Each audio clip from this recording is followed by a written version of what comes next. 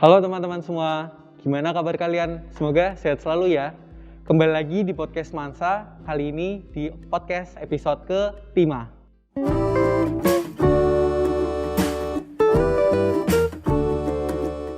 Sebelumnya perkenalkan, nama saya Muhammad Ardhito Hanggoro sebagai MC pada podcast hari ini. Sebelumnya teman-teman semua pasti tahu ya pada kabar hari ini bahwasannya kasus COVID di Indonesia cukup meningkat dan menaik.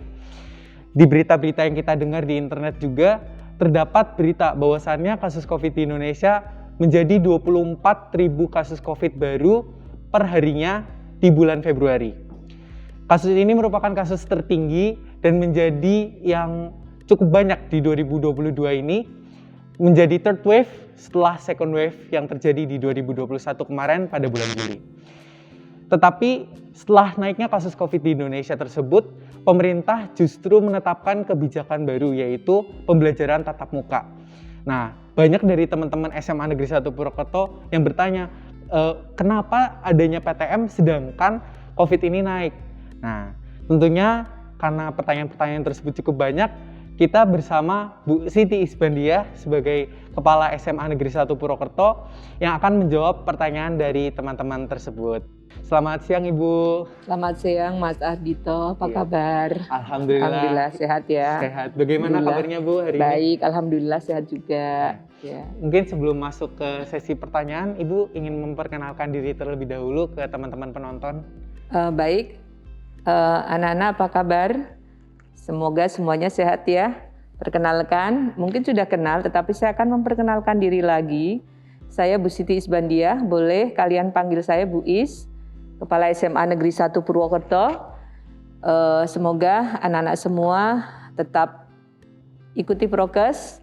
Ya, hari ini kita akan bincang-bincang tentang pembelajaran tatap muka bersama Mas Ardhito. Iya. Baik, terima kasih Bu atas perkenalannya. Jadi mungkin langsung saja masuk ke pertanyaan yang pertama ya Bu. Iya. Ibu Siti Isbandiah ini kan menjabat sebagai kepala sekolah itu sudah lama ya Bu, baik sebelum pandemi, setelah pandemi. Tetapi terkhusus Ibu menjadi kepala sekolah di SMA Negeri 1 Purwokerto ini semasa pandemi di nuansa yang sedang kasus COVID-19. Nah, dari Ibu sendiri ada nggak sih Bu cerita atau kisah suka dukanya menjadi kepala sekolah di SMA 1 terkhusus pada kondisi yang seperti ini? Iya, baik ya Mas Ardhito, tentu siapapun itu ketika mengalami pandemi ini akan merasa sedih ya, merasa tidak nyaman, merasa kok kondisinya jadi begini ya, berubah sekali dengan ketika kita dulu belum pandemi. Semua orang akan merasakan itu.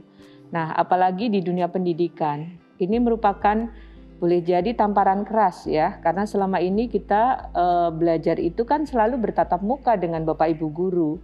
Boleh dikatakan sehari-hari dari jam 7 pagi sampai jam setengah 4 sore ketika belum pandemi kita bertemu dengan teman, dengan Bapak Ibu guru ya, dengan berkegiatan dengan bebas, dengan nyaman, mau kemana-mana nggak ada batasan gitu kan.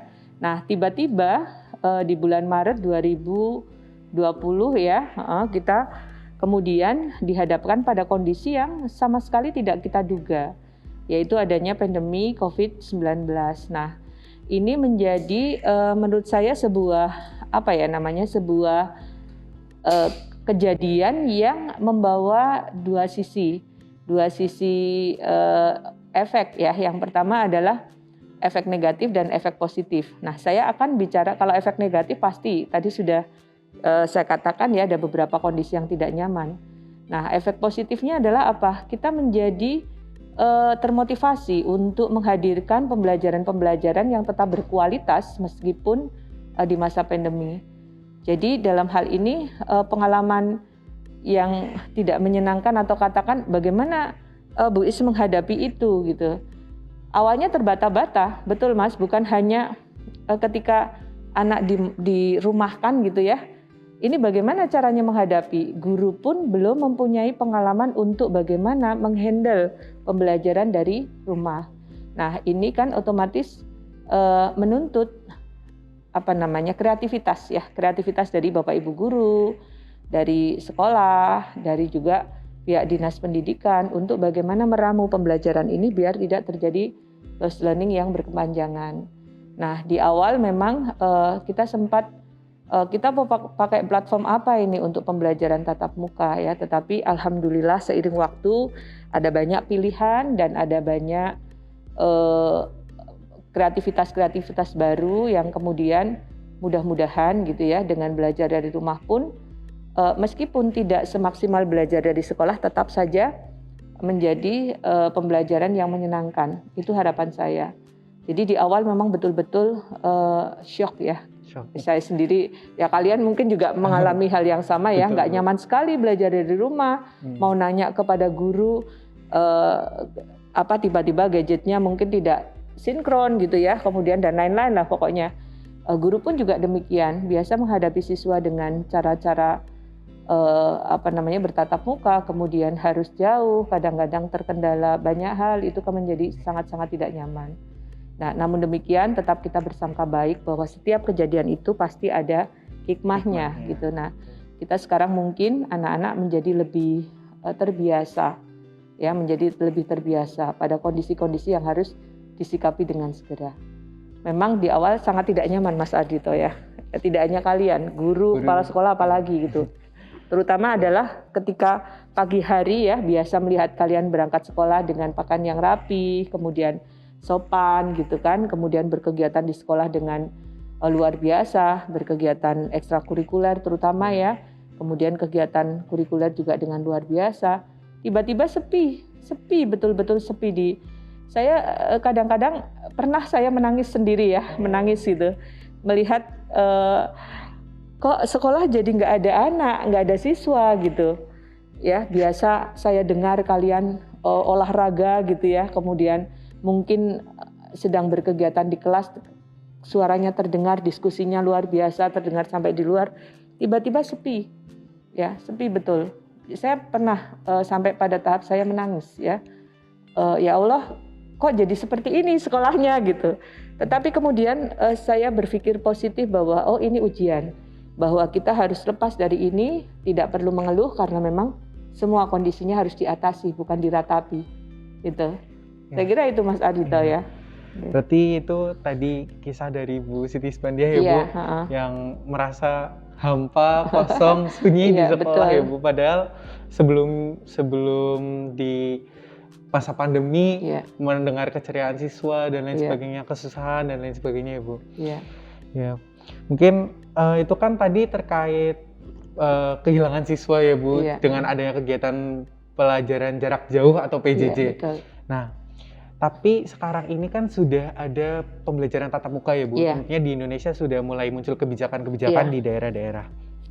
Nah, menurut selanjutnya ke pertanyaan kedua ya Bu. Iya.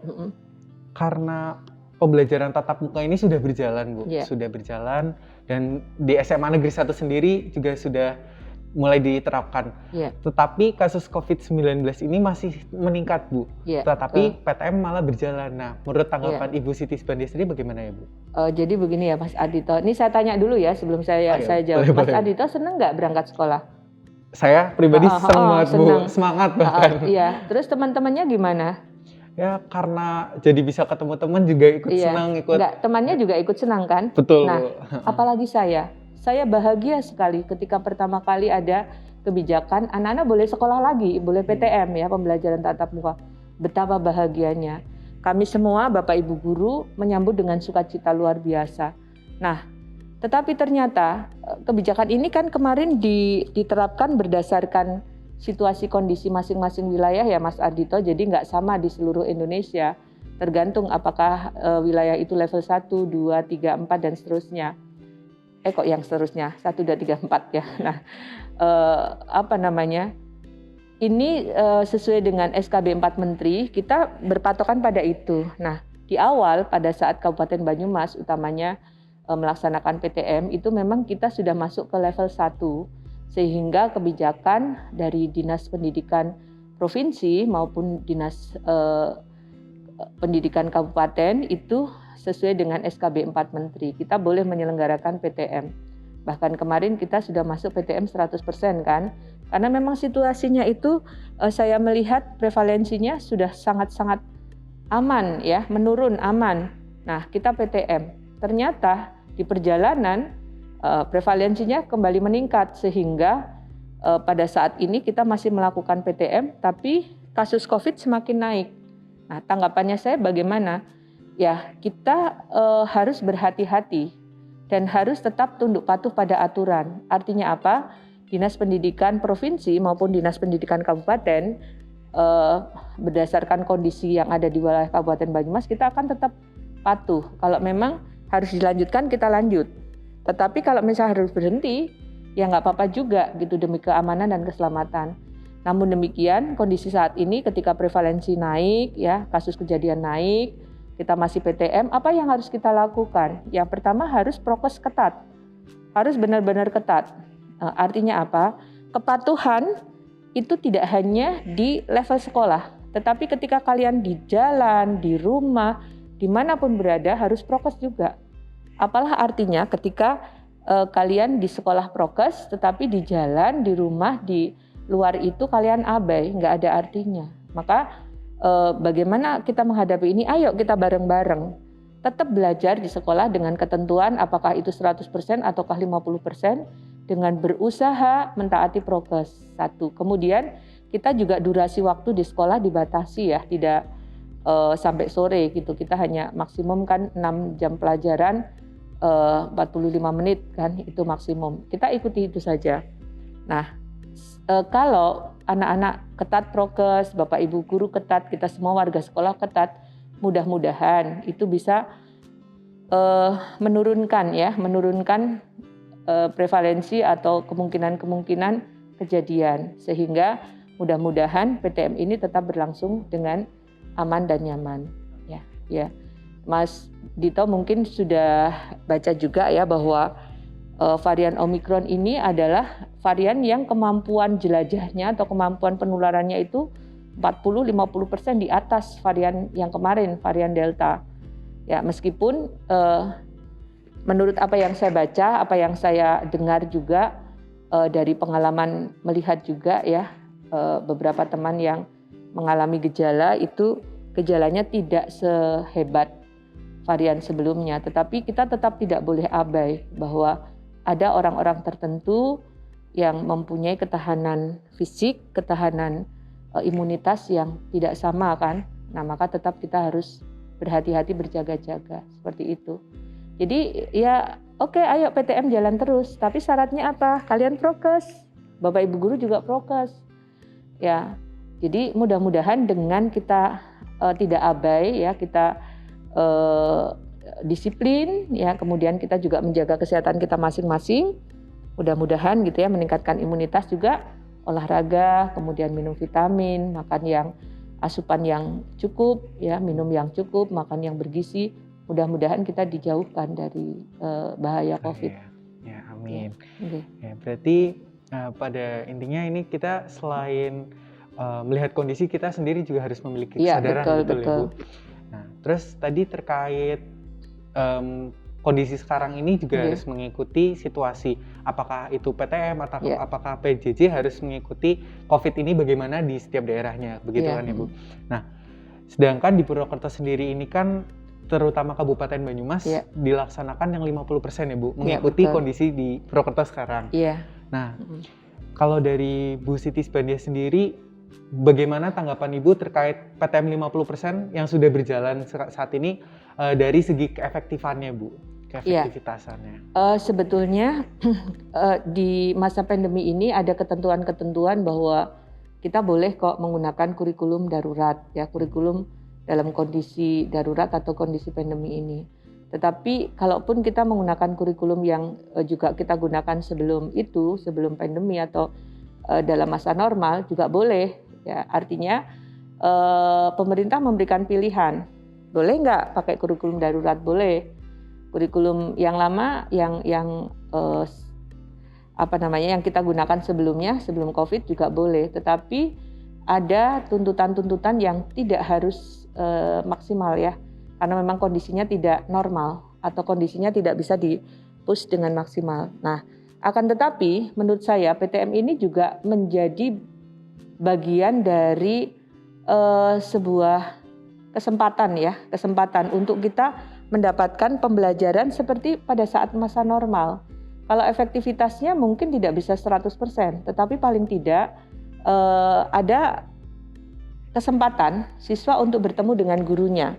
Ada kesempatan siswa berinteraksi juga dengan temannya meskipun terbatas. Nah, ini bagi saya sangat penting ya, sangat perlu. Karena apa? Di dalam keberhasilan sebuah perjalanan itu harus ada sebuah proses yang mematangkan.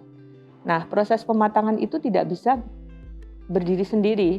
Contoh misalnya Mas Ardhito, untuk bisa berhasil di dalam belajar kan juga butuh teman, butuh guru gitu kan.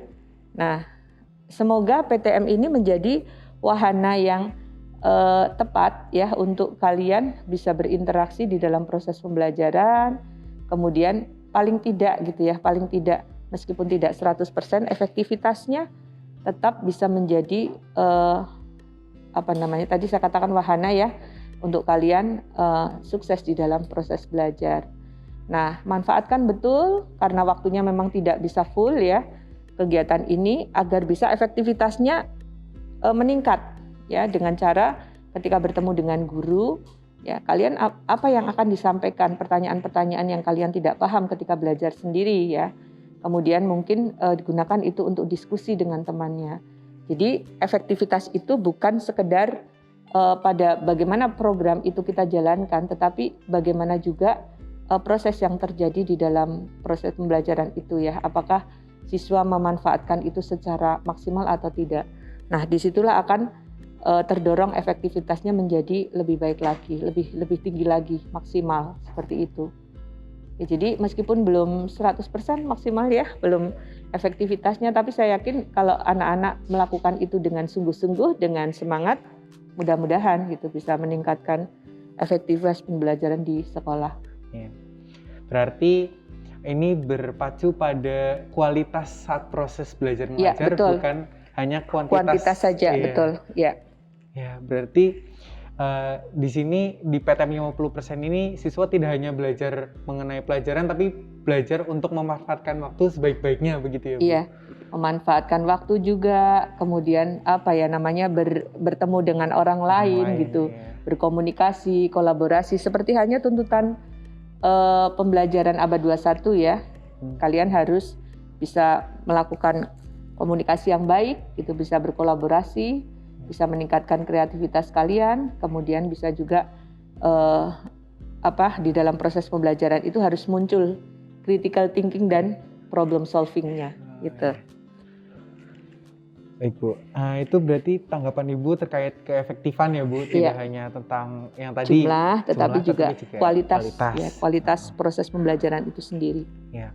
Lalu ke pertanyaan selanjutnya ya, Bu, terkait klaster sekolah, Bu. Yeah. Walaupun sudah diterapkan PTM dan lain sebagainya, lalu PTM 50%, lalu kegiatan di sekolah, tapi di Banyumas sendiri, terkhususnya daerah Purwokerto itu kan mulai muncul klaster-klaster yang ada di sekolah, klaster COVID.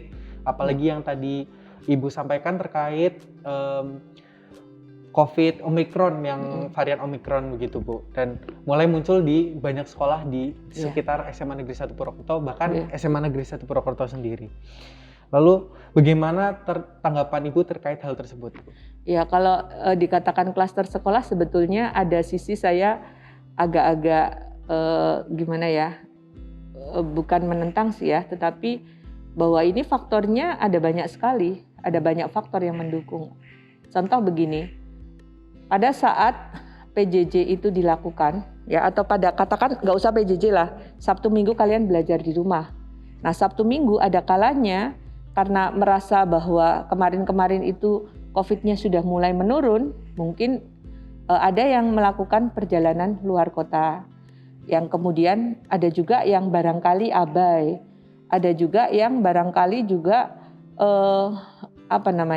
belum vaksin dan lain sebagainya. Ada banyak faktor sehingga proses penularan itu sesungguhnya ya kalau saya lihat dari kasus di beberapa tempat ya Mas ya, terutama di sekolah-sekolah itu penularannya justru bukan di sekolahnya, tetapi terjadi proses penularan itu dari luar. Kemudian dia datang di sekolah. mungkin tidak hanya satu orang yang terkena sebetulnya dari awal. Nah, ketemulah di situ. Nah, kalau misalnya sekolah tidak prokes, ya, sekolah tidak melaksanakan tahap-tahap pembelajaran tatap muka yang harus dilakukan sesuai dengan SOP, ya. Nah, disitulah ada kemungkinan terjadi proses penularan. Nah, jadilah apa yang disebut sebagai klaster sekolah. Tetapi sesungguhnya, terutama kasus di SMA 1 yang kemarin muncul ya, satu orang itu sebetulnya penularannya bukan dari sekolah, tetapi dari rumah. Artinya dari luar ya. Apakah itu di rumah atau dari berkegiatan di luar sekolah, seperti itu.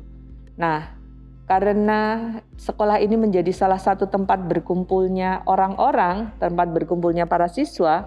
Nah, kalau di situ terjadi proses abai, kemungkinan besar akan terjadi proses penularan. Nah, apa yang harus kita lakukan dalam hal ini ya? Perketat prokes, hanya itu saja. Karena Bu Is basicnya guru biologi ya, bahwa virus itu sebetulnya mudah mati dengan kita mencuci tangan dengan sabun kalau tangan kita terkontaminasi virus ya, itu. Jadi selubung virusnya itu kan kebanyakan dari unsur protein kan. Benar.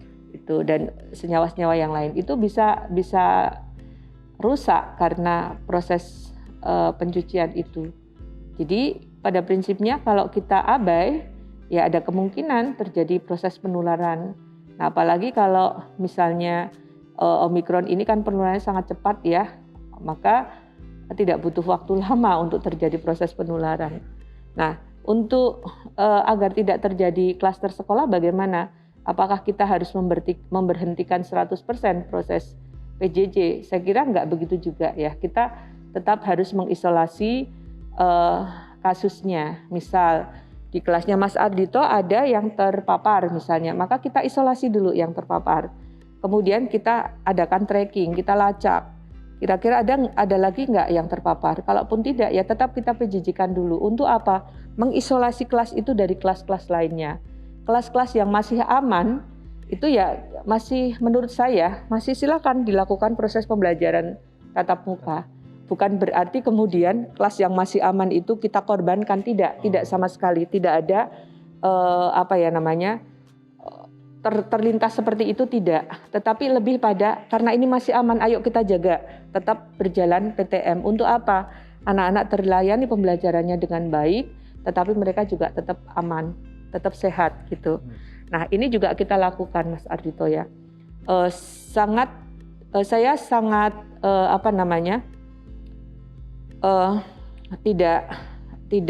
tidak menutup kemungkinan bahwa di beberapa sekolah pun terjadi kasus, cuma mungkin tidak muncul, bisa jadi begitu. Nah, alhamdulillah kasus yang terjadi di SMA 1 untuk sampai saat ini kita masih bisa kita masih bisa kelola. Nah, yang sakit alhamdulillah sudah sembuh sekarang, sudah negatif dan meskipun kelasnya masih kita PJJ-kan, mungkin ke depan kita lihat situasi kondisinya bila memungkinkan kita akan masukkan kembali ke PTM sambil menunggu kebijakan dinas, kebijakan pemerintah juga. Jadi tetap saja kita sebagai institusi pendidikan tetap patuh pada ketentuan-ketentuan dari pemerintah dan ketentuan dari dinas pendidikan. Seperti itu Mas. Jadi klaster sekolah ini ya memang sangat mungkin terjadi. Kenapa? Karena memang sekolah menjadi tempat berkumpulnya para siswa kan, orang-orang ya, ada guru, ada siswa, ada karyawan. Itu sangat mungkin terjadi proses penularan itu dimanapun sebetulnya, hanya karena sekolah ini menjadi suatu lingkungan yang spesifik ya, maka ketika terjadi penularan di situ akan sangat menjadi concern yang luar biasa itu bagi berbagai pihak gitu. Saya pun juga sangat khawatir Mas, sangat khawatir terjadi penularan itu, tetapi kita orang beriman insya Allah tetap bersangka baik, berdoa, kemudian usaha kan ya, doa dan ikhtiar berjalan bareng-bareng. Nah, mudah-mudahan tidak ada lagi kasus. Amin. Seperti itu. Amin, amin. Okay. Berarti tadi terkait pertanyaan cluster ternyata juga menjawab pertanyaan selanjutnya nih Bu, yang tentang siswa yang lalai prokes gitu. Okay. Artinya siswa yang lalai prokes ini sesuai jawaban yang tadi Ibu adalah tidak hanya di sekolah saja untuk menaati protokol kesehatannya, tetapi juga di rumah, lalu tetap patuh prokes apapun yang terjadi gitu Iya, Bu. dimanapun, kapanpun gitu. Lalu ini yang pertanyaan selanjutnya ya Bu, terkait tadi salah satu jawaban Ibu kalau terjadi kasus lagi itu solusinya tidak hanya PJJ 100%. Namun Bu, ketika pemerintah mengharuskan terjadinya PJJ 100% lagi, terkhusus di SMA Negeri 1 Purwokerto, menurut Ibu bagaimana nih Bu? Ya nggak apa-apa, kita ikuti saja. Karena saya yakin bahwa itu menjadi bagian dari pemerintah ingin semuanya aman dan nyaman. Saya pun tidak ingin terjadi ledakan kasus ya. Kalau memang situasinya sudah sangat mengkhawatirkan, ya kita tarik lagi, kita kembali lagi PJJ. Nah, akan tetapi itu tadi bahwa ketika PJJ, guru tidak bisa memantau secara langsung. Memantaunya hanya lewat dunia maya, ya. Apakah itu tatap maya ataupun mungkin melalui platform-platform yang lain yang memungkinkan untuk checking. Tetapi hanya checking saja. Pada prinsipnya kalian di mana gitu. Kalian sedang apa? Bapak Ibu guru tidak bisa lihat secara langsung, ya. Contoh misalnya kalau sedang pembelajaran jarak jauh, misalnya menggunakan salah satu platform meeting ya, meeting virtual. Nah, ternyata kalian kameranya tidak dinyalakan misalnya, ya off cam. Guru tahu nggak kalian lagi ngapa? Jangan-jangan ya hanya setor nama saja, sementara kaliannya entah di mana. Nah, ini kan menjadi bagian dalam tanda petik kekurangan. Kecuali ketika semua siswa itu disiplin, semua siswa mentaati aturannya PJJ seperti apa, barangkali PJJ ini bisa lebih efektif ya, bisa lebih efektif saya yakin. Tetapi ketika anak-anak kemudian menganggap PJJ, wah dari rumah ini saya boleh kok nggak pakai baju sekolah gitu, saya boleh kok hanya pakai kaos dan celana pendek misalnya. Ya nggak apa-apa juga sih, tetapi tolong fokus gitu. Jadi ketika misalnya tidak ada ketentuan untuk menggunakan baju sekolah seragam begitu ya karena dari rumah, misalnya boleh kalian menggunakan baju bebas misalnya. Bajunya boleh bebas, tetapi pikirannya jangan bebas ya. Pikirannya fokus ke sekolah. Nah, ketika diskusi bebaskan pikiran. Maksudnya apa? Ketika diskusi pembelajaran itu bebaskan pikiran itu artinya kita fokus betul ke pembelajaran itu, menanyakan hal-hal yang terkait itu jangan terkungkung. Nah, disitulah akan ada proses critical thinking dan problem solving, ada communication, ada collaboration, ada kreativitas juga, creativity. Sehingga meskipun pembelajaran jarak jauh, kalau semuanya disiplin, kemudian semuanya memahami, semuanya bisa melaksanakan tugas sesuai dengan tupoksinya ya, guru mengajar dengan baik, dengan platform yang beragam, yang menyenangkan, yang tidak membosankan, tidak bikin boring gitu kan, insya Allah pembelajaran tetap akan berjalan dengan baik. Ya, saya pun melakukan itu, Mas. Jadi meskipun Bu Is kepala sekolah, tetap saja Bu Is mencari kesempatan untuk belajar. Nah, ketika belajar memang tidak bisa tatap muka, harus daring. Tetapi saya mengalami beberapa kali pembelajaran yang meskipun daring kok seneng ya, kok menyenangkan ya. Nah, saya berharap Bapak Ibu guru juga bisa menghadirkan itu di dalam kegiatan-kegiatan PJJ kita. Nah, anak-anak juga bisa menciptakan suasana situasi yang juga menyenangkan dengan cara apa? Aktif di dalam proses pembelajaran. Ya, jangan hanya daring inilah dari rumah Bu Guru, Pak Guru nggak tahu ini gitu. Jangan. Tetapi ayo kita tetap aktif ya, tetap semangat seperti ketika bertemu muka secara langsung seperti itu. Lanjut ke pertanyaan berikutnya Bu, untuk terkait sekarang kembali lagi Bu ke PTM 50%.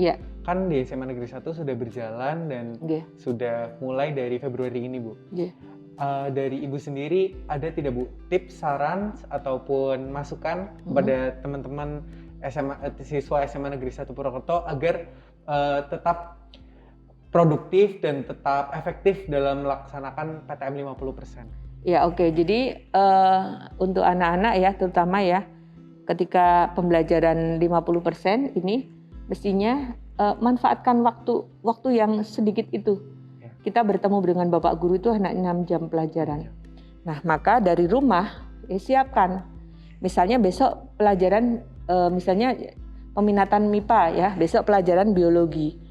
Ya, pelajari dulu dari rumah. Apa sih yang besok ketika bertemu dengan Bapak dan Ibu Guru dan teman-teman, saya akan tanyakan. Saya akan misalnya jelaskan, saya akan diskusikan ya. Siapkan dulu dari rumah sehingga betul-betul ketika datang ke sekolah itu bukan lagi kita mendengar Bapak Ibu Guru bercerita, berceramah atau mungkin berdiskusi ya, kita hanya menjadi penonton. Tetapi kita menjadi peserta yang aktif atau bahkan menjadi maskot di dalam pembelajaran itu ya. Artinya contoh misalnya Ardhito, nggak asik deh kalau belajar biologi nggak ada Ardhito, nggak asik belajar matematika kalau nggak ada Ardhito. Nah, jadikan semua arahnya ke sana. Artinya apa? Teman-teman menjadi merasa asik ketika belajar dengan kita. Guru-guru menjadi lebih apa ya namanya, lebih aktif juga ketika banyak anak-anak bertanya atau mengemukakan pendapat atau berdiskusi dengan gegap gempita ya, dengan semangat itu. Jadi manfaatkan betul waktu-waktu di sekolah itu adalah waktu-waktu kalau saya katakan waktu-waktu emas ya, yang boleh dikata ini waktunya sedikit, terbatas sekali. Yuk, apa sih yang materi-materi krusial yang harus saya kuasai? Itu pelajari dulu dari rumah. Nanti kalau ada pertanyaan-pertanyaan atau kesulitan dicatat. Nah, disitulah terjadi proses pembelajaran di sekolah. Diskusi dengan teman, dengan guru, ya. Mungkin juga mencari informasi-informasi penting dari sumber yang lain. Nah, itu bisa terjadi di ruang kelas kita. Sehingga pembelajaran menjadi lebih efektif. Nah, kalau ketika jadwalnya PJJ juga seperti itu, lakukan secara maksimal, ya. Karena apa? Karena dalam hal ini pada saat COVID kita tidak bisa bertemu secara maksimal ya, terbatas sekali waktu kita. Maka harus ada pembagian tugas pada diri kita sendiri maupun pada pembelajaran secara klasikal seperti itu. Berarti itu sudah pertanyaannya Bu yang sudah kami tampung dari teman-teman yang bertanya. Untuk selanjutnya sebelum menutup podcast kali ini, Ibu mungkin ada pesan-pesan untuk siswa SMA 1 yang menonton di rumah. Iya. Baik anak-anakku sekalian ya, ada pesan saya bahwa situasi ini bukan situasi yang mudah, tetapi bukan juga kita tidak bisa melewati dengan baik.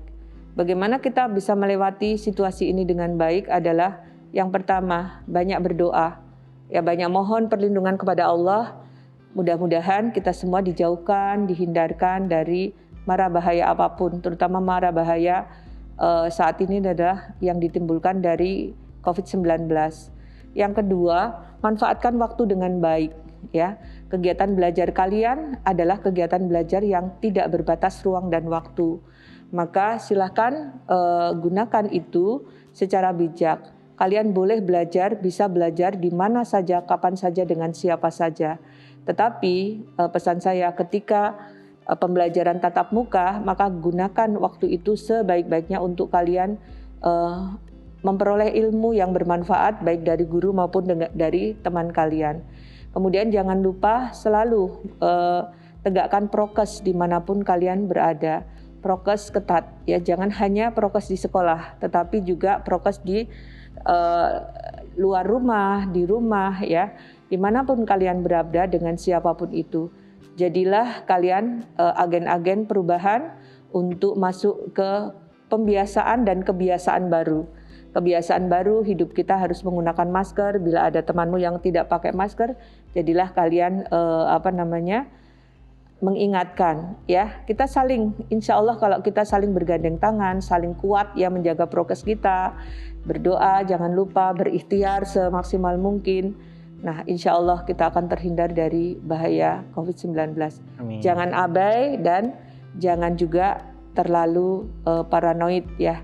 Hidup kita sudah ada mengatur, tetapi apa kewajiban kita adalah berdoa dan berikhtiar.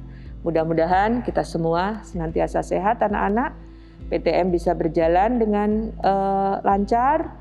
Ya, kita harapannya akan bisa belajar lagi di sekolah dengan teman-teman, dengan Bapak Ibu guru.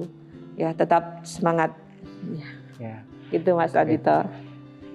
Terima kasih Bu Iya. sudah memberikan pesan-pesan kepada teman-teman. Semoga pesan-pesan lalu hikmah dari cerita yang sudah Ibu sampaikan, Iya. terus terkait protokol kesehatan dan jangan lupa untuk selalu berdoa. Semoga bisa masuk ke hati teman-teman semuanya yang menonton, Insya Allah. bisa diamalkan Ya, agar amin. terhitung amal ibadah juga ya Bu. Amin. Dan juga bisa kembali lagi seperti dulu kita ya Bu kondisinya, Iya. semoga. Iya. Amin. Lalu saya juga mengucapkan terima kasih banyak kepada Bu Iya. Siti Isbandia sudah menyempatkan waktu Iya. untuk bisa mengisi podcast episode kelima pada hari ini. Sama-sama ya Mas Ardhito, Iya. saya juga terima kasih diberikan kesempatan untuk berbincang-bincang terkait dengan kondisi yang sekarang sedang terjadi ya. Iya. Mudah-mudahan podcastnya ini semakin banyak diminati ya, kemudian juga menghadirkan topik-topik yang lebih menarik ya. Siap, Bu. Ya, Siap. saya yakin kreativitas kalian luar biasa. Iya. Siap. Kalau begitu teman-teman, sudah sampai akhir juga podcast kita pada hari ini.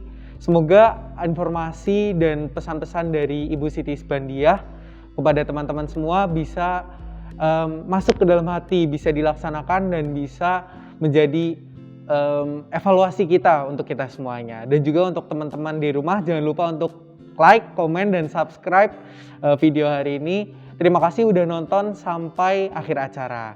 Terima kasih semuanya. Wassalamualaikum warahmatullahi wabarakatuh. Sampai jumpa. Assalamualaikum warahmatullahi wabarakatuh.